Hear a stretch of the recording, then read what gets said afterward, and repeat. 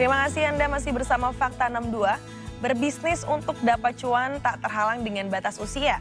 Muhammad Adam salah satunya, meski masih muda, ia mampu jalani bisnis peternak sapi di Aceh dengan omset puluhan juta rupiah.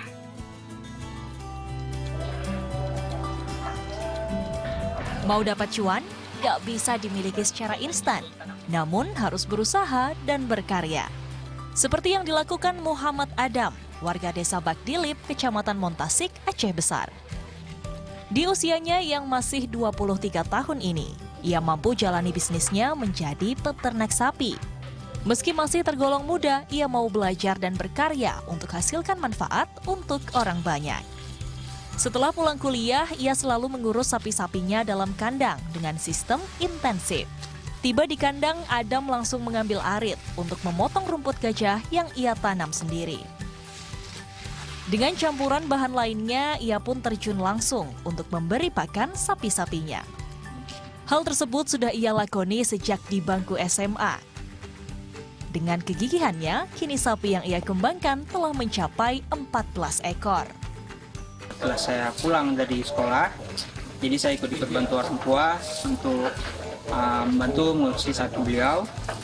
Namun dengan kesibukan beliau sebagai PNS, sebagai seorang pegawai di sebuah kantor, sehingga sapi yang beliau urus ini tidak berkembang. Jadi hanya 3 ekor saja selama ini.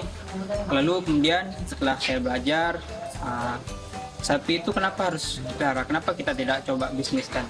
Jadi ternyata sejak saat itu saya coba kembangkan, saya coba berusaha sehingga saya perbanyak. Kemudian juga alhamdulillah jadilah peternakan seperti sekarang yang memiliki 14 ekor sapi.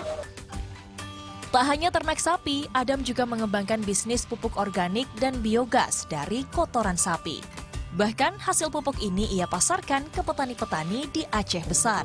Kita olah dengan beberapa bahan campuran lain, antaranya ada air, ada dedak, ada arang sekam, kita campurkan, setelah itu kita aduk. Setelah kita aduk, kita masukkan ke dalam tempat, ke dalam tong, plastik untuk kita fermentasi. Itu kita fermentasi selama 3 minggu atau 21 hari. Setelah kemudian baru kita packing, setelah kemudian baru kita jual. Kesuksesan Adam juga tak lepas dari pendampingan banyak pihak. Salah satunya dari Dinas Pertanian Bidang Peternakan Kabupaten Aceh Besar. Apalagi Aceh Besar merupakan salah satu lokasi penghasil ternak sapi terbesar di Aceh. Pola intensif itu yang merupakan adalah itu kebanyakanlah penggemukan dan juga peternakan rakyat. Ya.